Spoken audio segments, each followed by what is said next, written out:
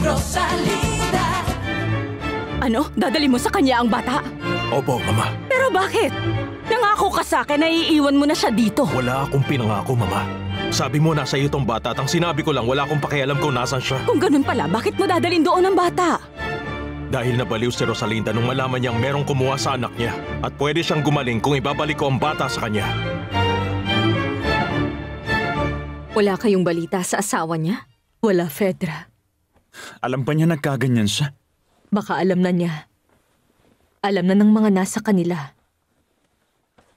Ako mismo ang nagsabi ron sa nanay. Hindi ako makapaniwalang hindi niya siya pinupuntahan. Hindi ito ang tamang oras para mag-away-away. Sinubukan siyang kausapin ni Lolo Florentino. Pero di ko alam kung nakausap niya. Sa tingin ko lahat ng pwedeng gawin para kay Rosalinda, wala nang kwenta.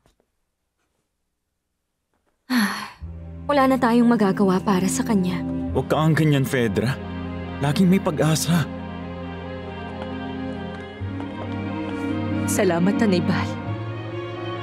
Pero ang totoo, halos wala na talaga. Tuluyan na siyang mababaliw. Hindi magtatagal. Hindi na siya maililigtas. Umaarte lang si Rosalinda para pumunta ka at makita mo siya. Gusto niyang maawa ka dahil akala niya kasi makakalimutan mo na siya. At ayan ka na naman na nagpapakatanga sa kalokohan niya. Meron siyang sakit, Mama, at kailangan ko siyang puntahan. Tandaan mo na anak siya ni Soledad Romero. Dapat galit ka sa kanya. Dapat magalit ka tulad ng galit mo sa mama niya. Hanggang kailan ba ang galit niyo sa kanila? Hindi lang dapat ako. Dahil dapat galit ka rin sa kanila. Tama na nga, Mama. 20 taon ang nakalipas. Dapat wala na yung galit na tinanim natin noon. Wala nang dapat na madamay pa. Kung tutuusin, bakit madadamay si Rosalinda sa ginawa ng mama niya? Fernando Jose! Inosente si Rosalinda. Wala naman siyang alam. At nakakakilabot ang mga nangyayari ngayon dahil dyan sa galit niyo. Naghahanap ka lang ng palusot para mapuntahan at makabalik ka sa kanya. Mahal mo pa rin ang babaeng yun. Yan ang hindi ko alam. Pero naaawa ako sa kanya. Nalulungkot ako.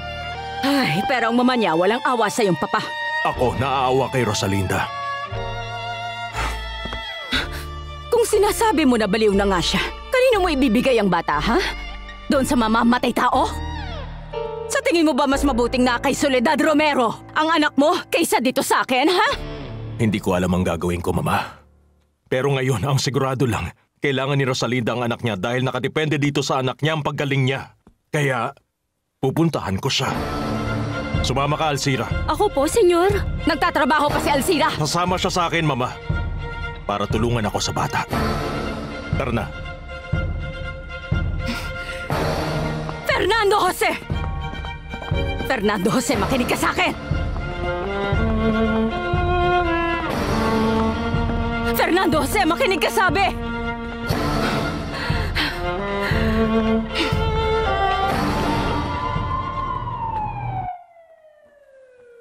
Yun lang lahat, Doktor.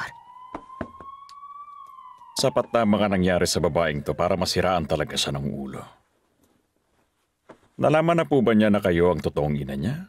Hindi ako sigurado, Doktor. Sinabi siguro ng biyanan niya. Pero ang pinakamalaking nakaapekto, nung nawala ang anak niya. Babalik pa ba siya sa dati, Doktor? Dito muna kayo ng bata, Alcira. Ako muna ang pupunta sa kanya. Kailangan kong malaman kung okay lang na makita niya ang bata ng ganito. Dr. Lozano.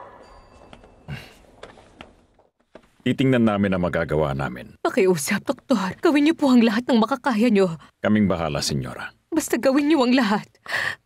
Magdarasal akong tulungan kayo ng Diyos. Fernando Jose.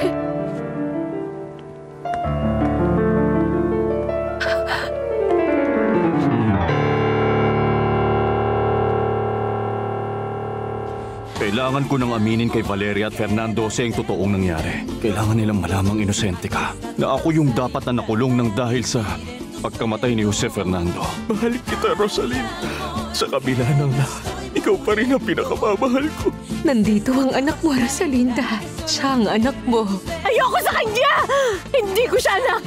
Hindi ko siya anak! Hindi! Anak ko! Rosalinda! Rosalinda